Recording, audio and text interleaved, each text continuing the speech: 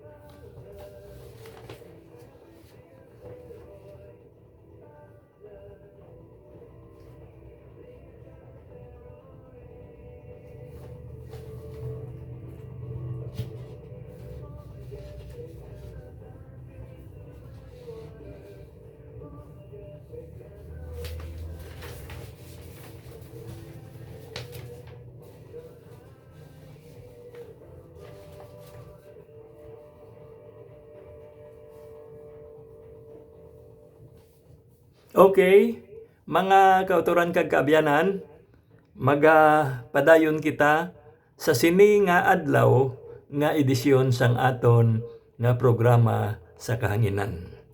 Kag sa sini nga bahin, aton na nga pagabatunon ang mga mensahe gikan sa aton mga kaabyanan online, gikan sa aton mga connections sa social media, sa mga palaagyan kag mga portals nga ginasunod naton. Kag ang iban nga nagasunod man sa aton ilabi na sa X o kon sadto ginatawag naton nga Twitter o kon sa Facebook paagi sa aton nga mga pages, inspirational pages, kag sa iban pa no nga presensya naton sa internet dira sa Pinterest, sa Google, kag sa iban pagid nga mga palaagyan sa diin kita makabaton sang mga mensahe.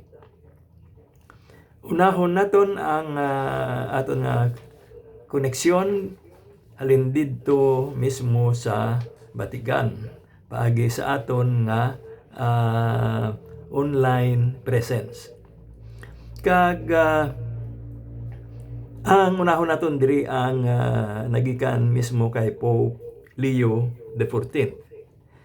Si Pope Leo aton nga ginasunod paagi sa iyang Twitter account nga amo ang Pontifex.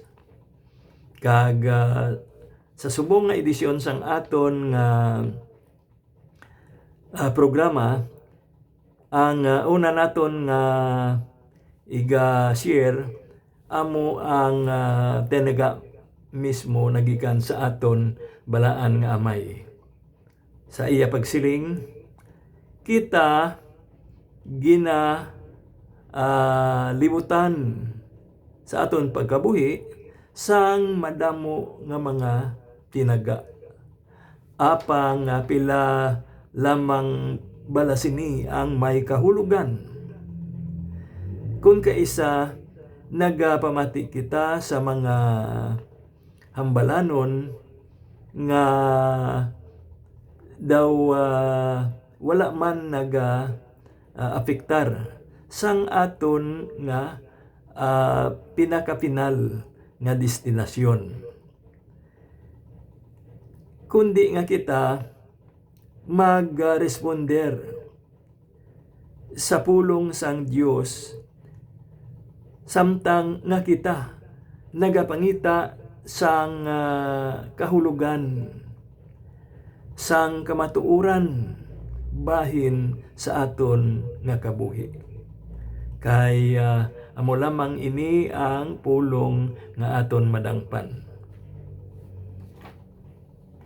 Okay, iyari pagid ang dugang nga mensahe nagikan sa mga sumulunod ban sang aton nga mga santos, sang aton nagliligad nga mga Santo Papa nga ang ila mga ginbilin nga mga tinaga na imprinta dira sa isa ka ginasunod man naton nga portal online, no, ang LP. Ang mensahe nagasiling, kung kita nagahigugma, makita naton ang Dios nga malapit lamang sa aton. Ang masunod ang nagikan kay Sister Luz Aguilar sang Arevalo, distrito sining syudad kag katapo man sang aton nga Arevalo chapter. Kag ang iya nga mensahe, iya ginapalambot kaupod sang iya bug-os nga panimalay. Lakip na ang pagpanamyaw para sa sini nga adlaw. Ang mensahe nagasiling, ang ebanghelyo naga-opreser sa aton sang mensahe sang paglaom. Nagasugid sa aton nga ang Dios magapadayon sa pagpangita sa aton kung kita ang madula. kag bisan diin pa man kita magpadulong, iya kita pangitaon. Mga tinaga ini nga na share naton nga una man ini mitlang ni Pope Francis sang iya nga kapanahunan. Ang nagika naman iya sa mga sumulunod ni Pope Saint John Paul II. Ang aton nga kahilwayan yara nagaluntad hindi sa paghimo sang aton nga naluyagan, kundi sa kinamatarong naton sa paghimo sang aton nga masarangan. Amen. So amo ini ang mga nabaton naton nga mga mensahe para sa sining adlaw nga edisyon sang aton nga programa.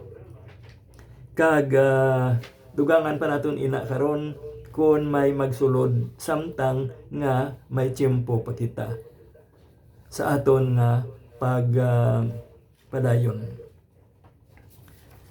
Ang aton nga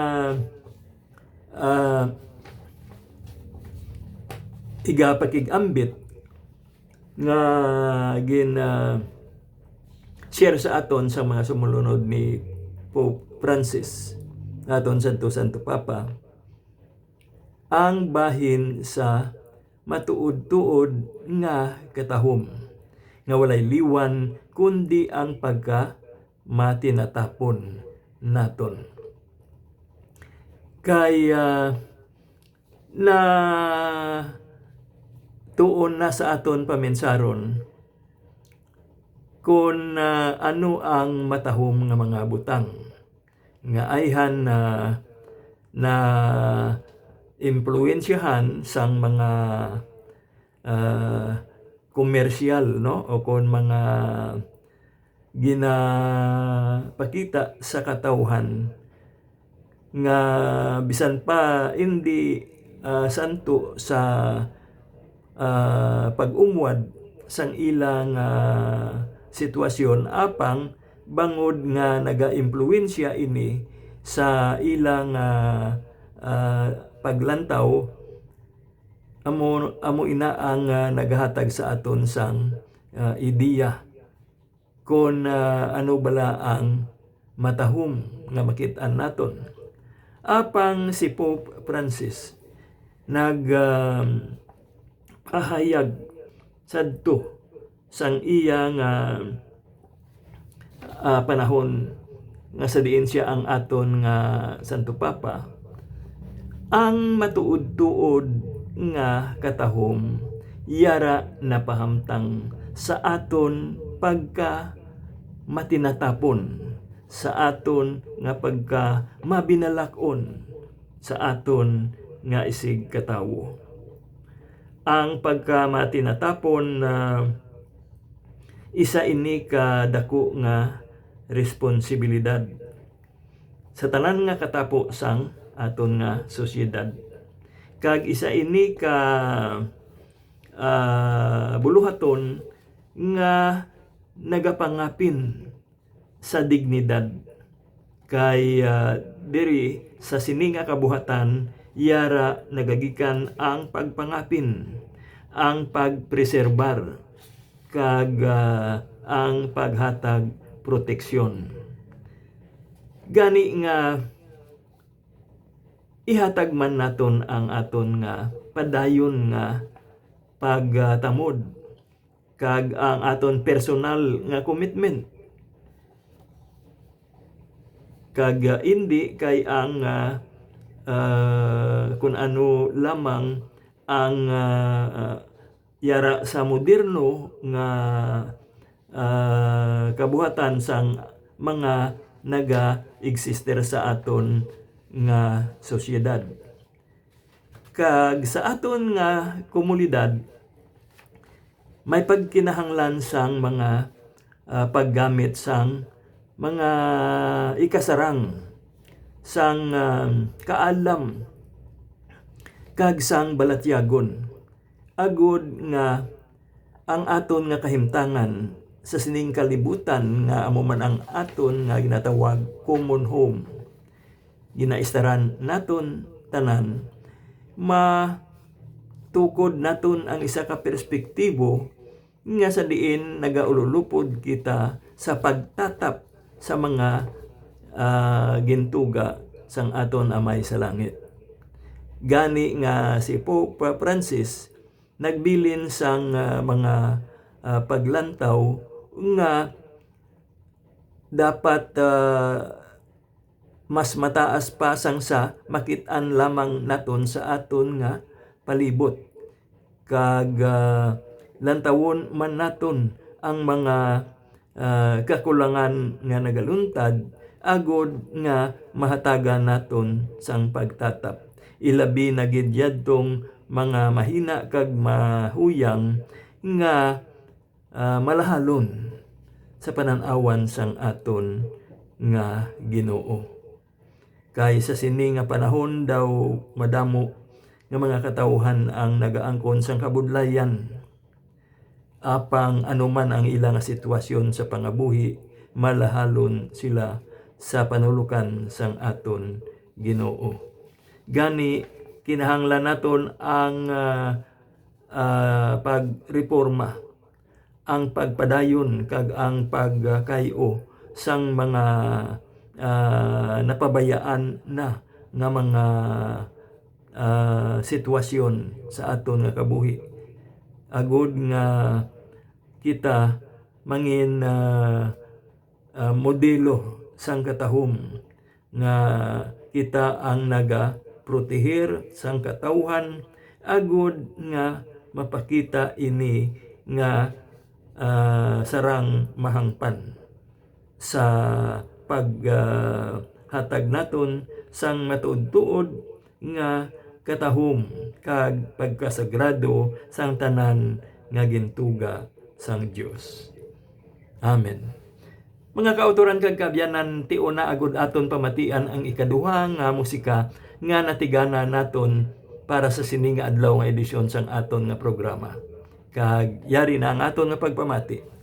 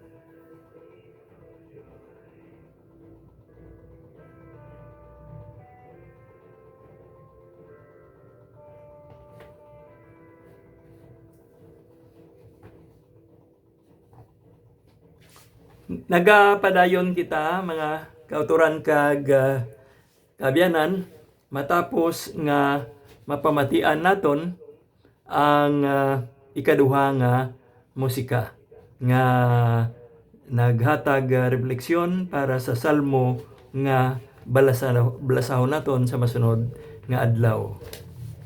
Okay, no?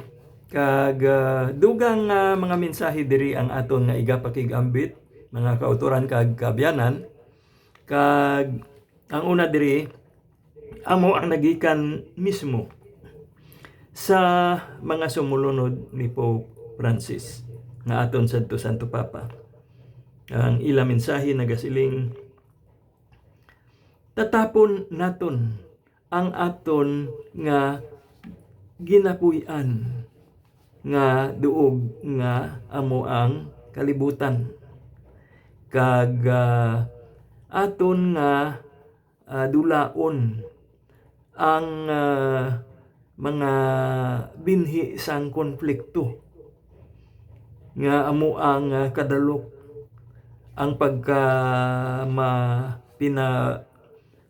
bayaon, ang pagkaignorante, ang kakulba, ang kakulang sang katarungan, ang kakulang sang seguridad, kag ang kagarutan.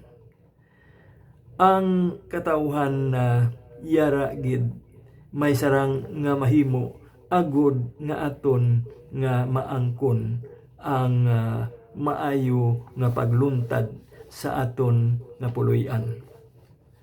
Masunod ang nagikan sa mga sumulunod ni Pope Benedict XVI nga aton sadto Pope Emeritus. Ang mensahe nagasiling, dako nga kasadya ang ginahatag sa aton kay kita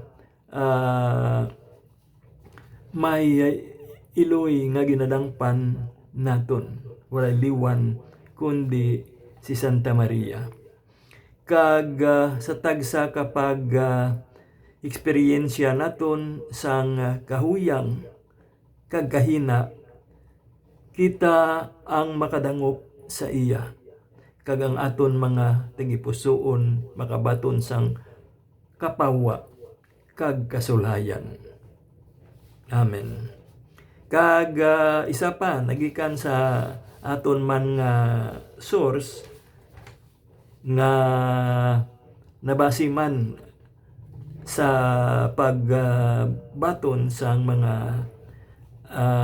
pulong nga ginahuktan gid naton sa paghatag sa aton sang inspirasyon. May isa kita diri ka source nga nagsiling, ang kabuhi hindi isa ka pagpalumbaanay, hindi ini isa ka pagdinalaganay, kundi isa ka pagpanglakaton. Mangin tampad kita, mangin mapisan, kag sarang kita makahambal sang pagpasalamat, sang paghigugma, kag sang pagdayaw sa mga may maayo sing hinimuan. Magtigana gid kita sang tiyempo para sa pagpangamuyo, mangin mapinasalamaton kita. Higugmaon naton ang kabuhi, kag bisan pa ano man nga sitwasyon ang aton nga ginadangpan. Magpangita kita sang aton nga mga tinutuyo sa aton kabuhi, kag himuon naton ina sa pinakamaayo naton nga masarangan. Mangin mapisan kita sa pag-aspirar sang kung anuman nga kaayuhan ang mangin yara sa aton, kag bisan pa sa aton nga pagdalamguhanon. Magkadlaw kita, apresyahon naton ang mga magagmay nga butang sa kabuhi, kag aton ina nga i-enjoy. Magpatawad kita, kay ini nagahilway sang aton kalag. Rekognisahon naton ang mga espesyal nga katawhan nga nangin biyaya para sa aton ang pagkilala sa ila. Hatagan naton sing nagakaigo nga tiyempo ang aton kaugalingon. Magkabuhi kita para sa sining adlaw kag i-enjoy naton ang tagsa ka minuto. Okay, mga kauturan kag kabyanan kag mayari pagid diri, no? Ang pagdangop naton sa aton nga Biblia sa anuman nga sitwasyon nga yara kita. May nagakaigo nga mga bersikulo, mga kapitulo nga saranggid naton madangpan sa anuman nga sitwasyon. Katulad abi sini. Kung daw nagapang-alang-alang kita, ang Biblia basahon naton kay napulong sang Dios kag buksan naton ang libro sang mga hulubaton. Dira sa kapitulo 3 bersikulo 5 hasta 6 nga nagasiling, akon giyahan ang imo alagyan. So amo ina ang ginahambal sa aton sang aton Amay sa langit. Kung daw ginakapoy ikaw, basahon naton ang libro ni San Mateo sa kapitulo 11 bersikulo 28 hasta 30. Ano bala ang nasling dira? Hatagan ko ikaw sang kapahuwayan. Kung may mga makit-an ikaw nga daw imposible nga himuon o kung imposible nga matabo, ang aton Amay sa langit nagahambal ang tanan nga mga butang posible. Mabasahan naton ina dira sa libro ni San Lucas sa kapitulo 18 bersikulo 27. Kung daw mabudlay pangitaon ang gugma, ang aton Amay sa langit nagahambal ginahigugma ko ikaw. Yara ina sa libro ni San Juan sa kapitulo 3 bersikulo 16. Ang pagpatawad nga kung kaisa bisan ang imo ka o galingon daw mabudlay nimo patawaron, ang Dios nagahambal ginapatawad ko ikaw. Yara ina sa libro sang Romano sa kapitulo 8 bersikulo 1. Kung may mga sitwasyon nga mabudlay pangitaon ang kahulugan sina, ang libro Sang Romano kapitulo 8 bersikulo 28 nagapakita sa aton sang ginambal sa aton sang Ginoo sarang gid nimo ini nga mapuslan. Kag kun daw nabudlayan ikaw, ilabi na sa mga paghangop, basahon nimo ang 1 Korinto kapitulo 1 bersikulo 30. Ang Ginoo naghambal, hatagan ko ikaw sang kaalam. Ang masunod, kung daw ginakulang ikaw sang ikasarang, ang Dios nagsiling, ako ang makasarang. Yara ina sa ikaduha nga Korinto kapitulo 9 bersikulo 8. Kung nabudlayan ikaw sa pagpadayon, ang Ginoo naghambal, ang akon grasya supisyente. Yara ina sa ikaduha nga Korinto kapitulo 12 bersikulo 9. Kung daw nabudlayan ikaw sa paghimo sang imo nga buluhaton, yara basahon naton ang ginahambal sa ngaton amay sa libro sang Pilipos sa Kapitulo 4, versikulo 13, sarang nimo mahimo ang tanan nga butang. Kung nagakahadlok ikaw, dangop ikaw sa ikaduha nga libro ni Timoteo sa Kapitulo 1, ang aton amay naghambal, wala ko ikaw ginhatagan sang kakulba. Kag ang katapusan diri sa imo nga pag-isahanon, dumdumon nimo ang ginhambal sang aton amay sa langit. Hindi kugid ikaw pagbayaan. Basahon naton ina sa libro sang Hebreo, Kapitulo 13, versikulo 5. Okay, mga kauturan kag kabyanan, tion na agod aton pamatian ang ikatatlo nga musika nga napreparar naton para sa sini nga adlaw nga edisyon sang aton nga programa. Kagyari ang aton nga pagpamati.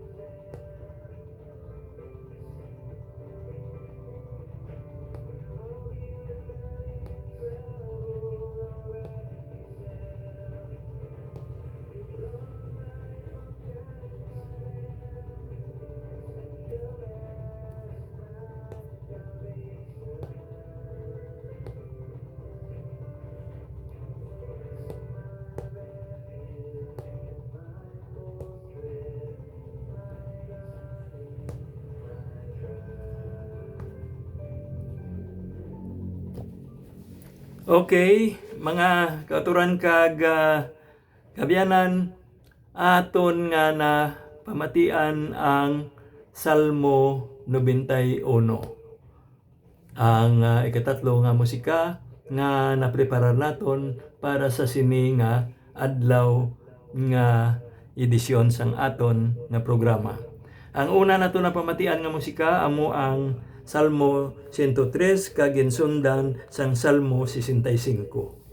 May isa pa kita ka musika nga nabilin nga mangin concluding song and prayer naton karon kag inaamo ang Salmo 23. Okay, sa aton nga pagpadayon may dugang pagidiri nga mensahe nga aton pakigambitan kag ini nagikan mismo kay Pope Leo XIV nga siling niya sa aton nga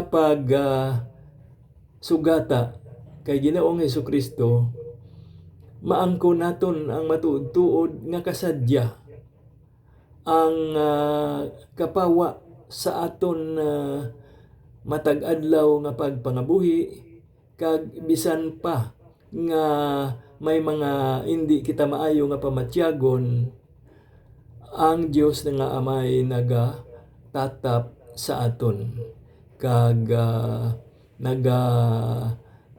hatag proteksyon sa aton nga ngalan kag sang aton nga kaugalingon.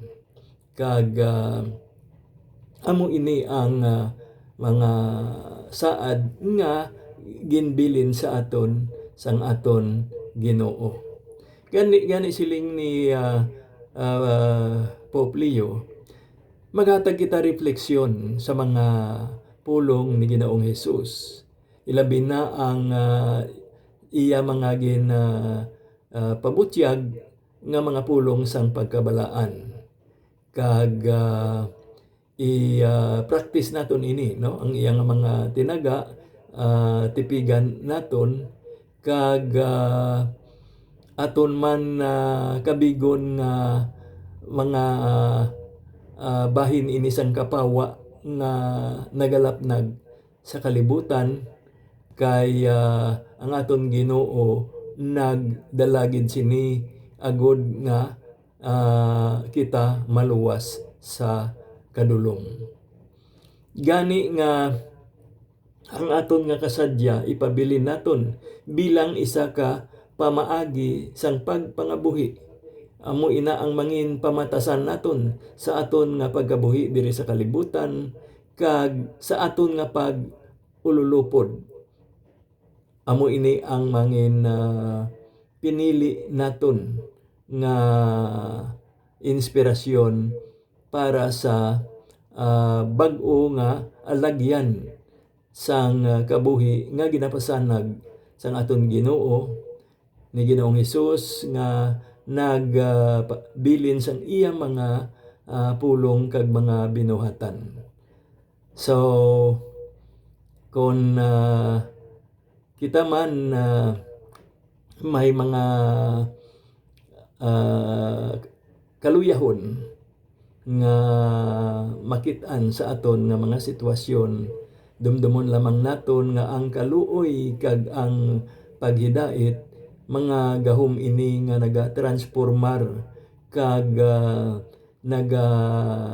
pakighiusa sa aton sa aton man nga mga isig kapareho kag ini nabasigid sa inspirasyon sang aton Ginoo.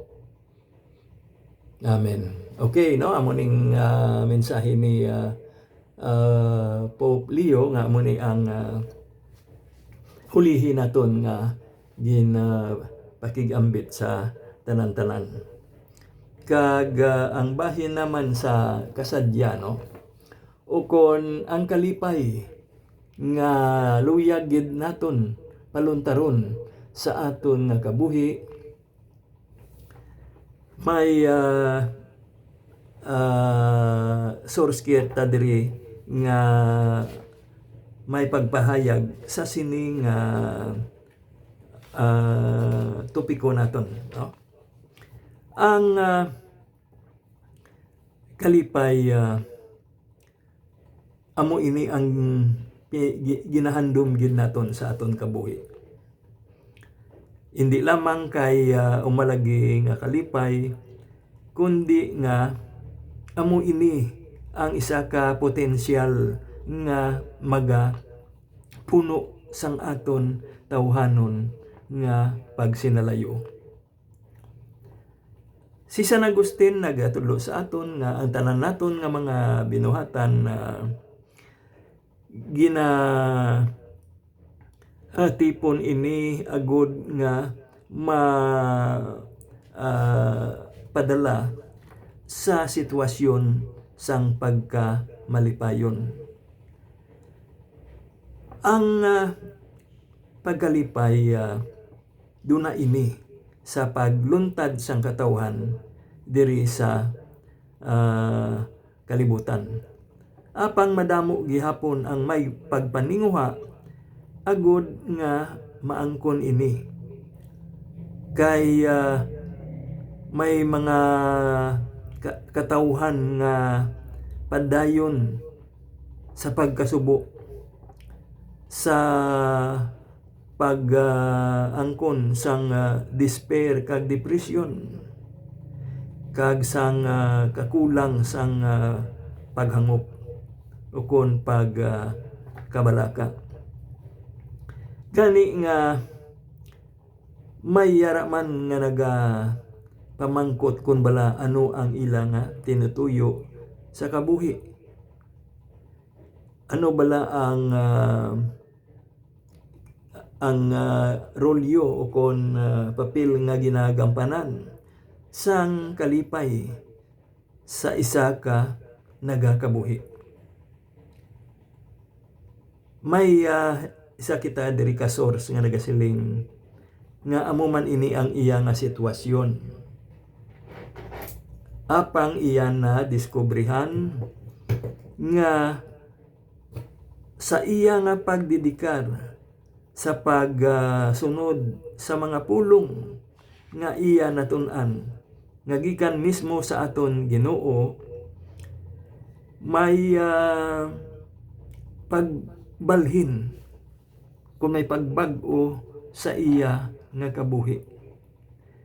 Kaysa na realisar niya ang aton nga pagkalipay kisagi na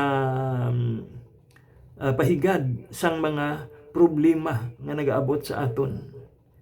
Ang mga problema pinansyal, una ina, ang mga stress nga ginaangkon naton bangod may mga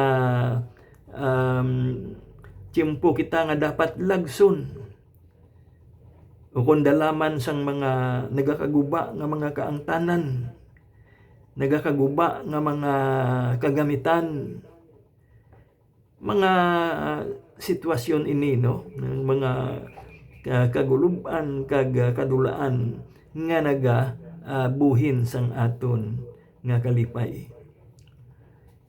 Gani dira sa libro ni San Mateo sa kapitulo 6, lantawon naton ang pagpahayag sang aton Ginoo nga ang pagkahangawa amo ini ang kaaway gid sang aton nga kalipay. Kay sa iyang pangwali ang aton Ginoo nagsiling hindi kamo magkahangawa bahin sa inyo kabuhi. Kay ining mga ginapaligban ninyo bahin sa inyong kalanon o kon ilimnon o kon sulok-sukon, ang bisan pa ang mga pispis sa kahanginan wala man gani naga problema sing bahin sina dira. sila ginatatap sang inyo amay sa langit. Hindi balang mas may balor pa kamo sang sa ila? Gani nga ining mga butang nga ginapaligban naton sa aton nga kabuhi.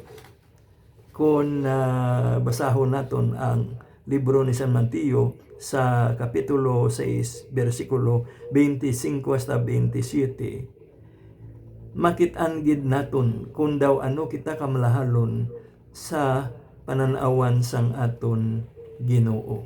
Nga kita mas malahalon pa sang sa mga iban nga tinuga, katulad sang mga pispis nga ginaproteksyonan man gani sila. So kung may mga stressful nga mga sitwasyon sa aton kabuhi, ginapahanumdum kita sa aton Ginoo nga kita mayara sing kaayuhan nga maangkon kay ini mismo ang ginatigan na sa aton.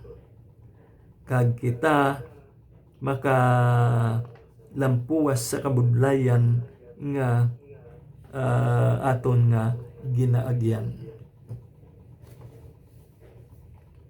Amen.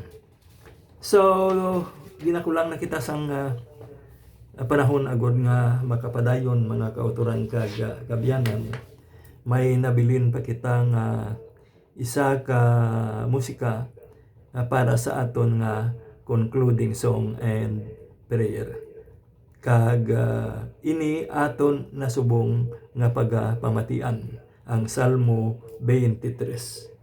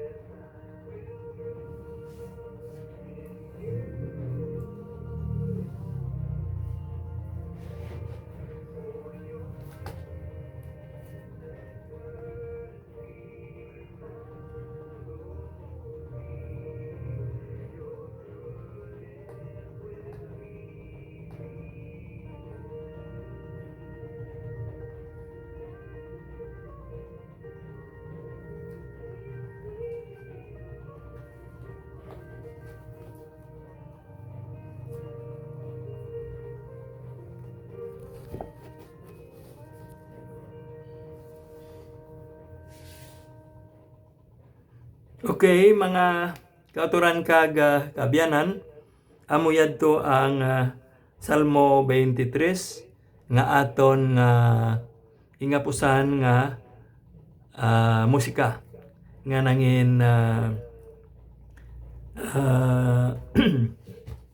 concluding song and prayer naton para sa sini nga adlaw nga edisyon sang aton nga programa. Kag sa pagtakop naton, aton man nga pangamuyuan ang aton nga panimalay. Ang aton nga mga kabataan kag kaapuhan, ang tanan nga katapo sang aton nga pamilya. Sa ngalan sang Amay, sang Anak, kag sa Espiritu Santo. Amen. O Amay namon, nagadangop kami sa imo, kag nagapangayo nga imo bantayan ang amon panimalay, ang amon kabataan kag kaapuhan. Ipabilin sila nga hilway sa anuman nga kahalitan.